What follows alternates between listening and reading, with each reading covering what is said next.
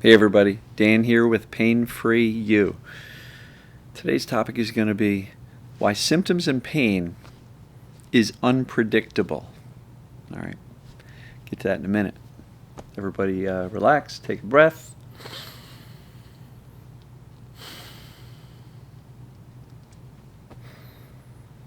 Breathe into safety, know you're well. Exhale the fear and danger and worry.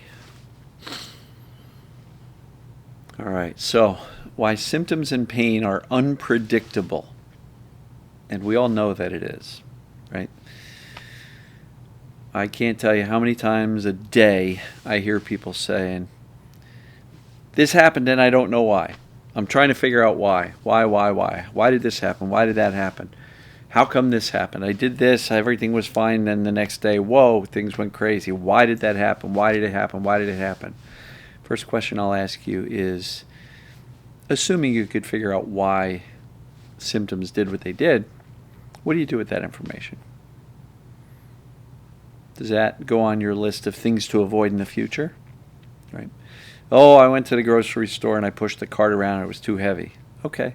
Does that mean you're never going to the grocery store again? Does it mean you'll never load up your cart with food again?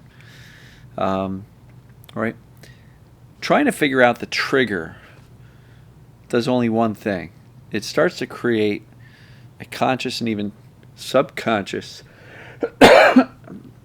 list of things to avoid. And when you avoid something, all you're doing is saying to the brain, that thing is dangerous, so I got to avoid it. Never do that again. So symptoms and pain are unpredictable, primarily because the subconscious brain is in control. You know, people say, but I wasn't consciously afraid of this. Right. But your subconscious has a responsibility to keep you safe from anything it perceives as dangerous. So if your symptoms went up, or a new symptom started, or an old symptom came back, you might say, out of the blue, I have no clue what happened. Okay, got it.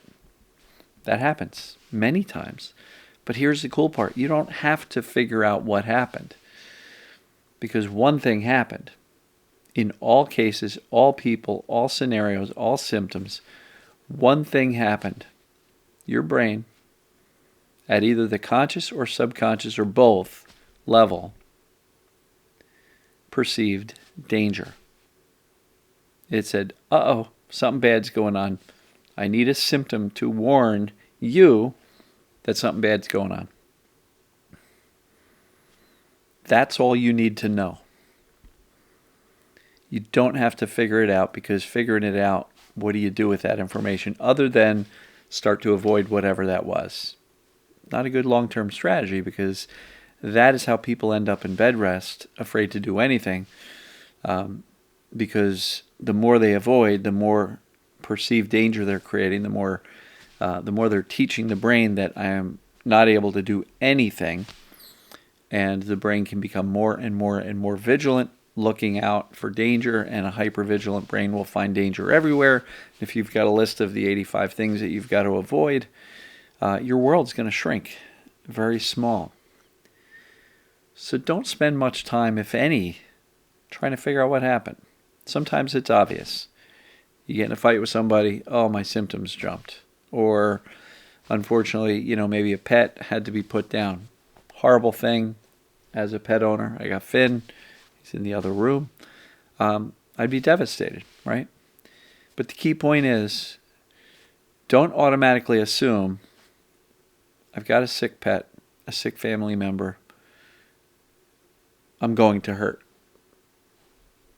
Just think of it logically, rationally. There's no reason for you to hurt physically just because you're suffering emotionally through a loss or something like that. I say it all the time. Life can be lifey. You don't have to hurt.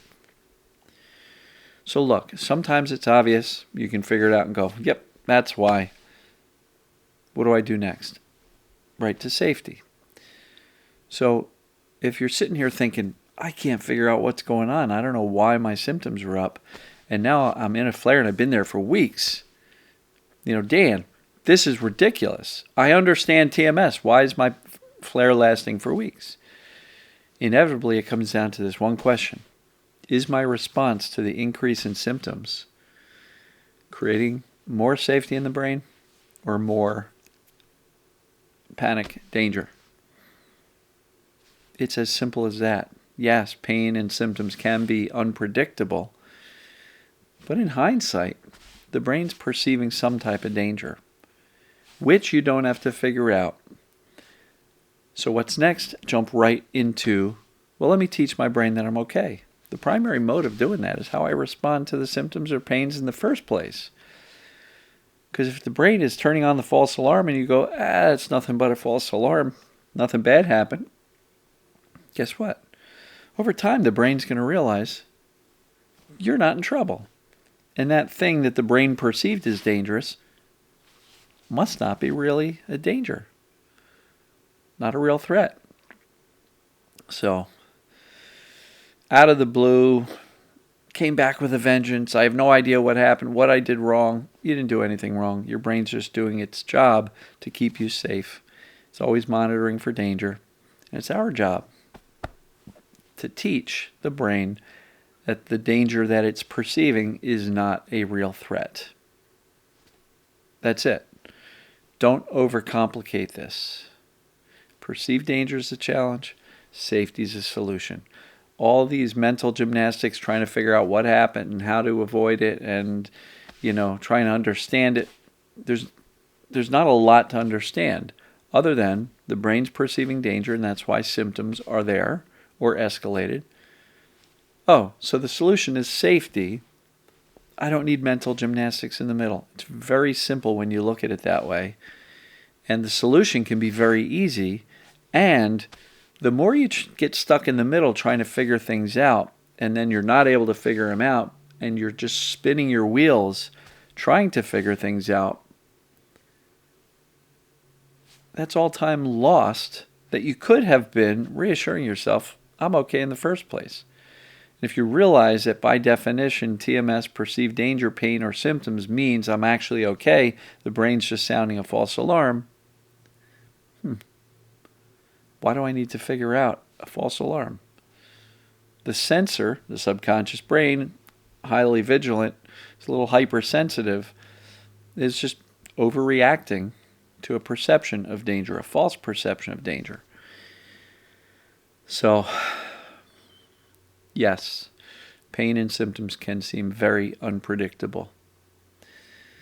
But what's very predictable is that teaching the brain safety will calm the whole system down. It will settle down the whole system. It will settle down your anxieties. It will settle down your, any one of hundreds of symptoms that I've run across. Easily hundreds, if not more. The origin is all the same, perceived danger. The solution is all the same, consistent messages of safety. So don't worry about trying to figure out this thing that seems on the surface very unpredictable. It is predictable. When the brain perceives danger, symptoms happen or go up, period. When the brain perceives safety, we're okay, predictably the symptoms go down. So it is all very predictable. It's just that you don't need to spend a lot of time in the middle trying to figure this stuff out. Just stick with the core basics. Keep it as simple as possible. Don't complicate things in your head. Don't complicate your things on paper, trying to ascertain exactly what I did, when I did it, how much I did I do too much, what. All that's doing is creating secondary fear and danger, and that's not a really beneficial tool. That overanalysis is not beneficial in helping you turn down the symptoms or pain. So that's what I got for you today. Hope everybody's doing well. Welcome to the weekend, and as usual, we'll see you tomorrow. Love you.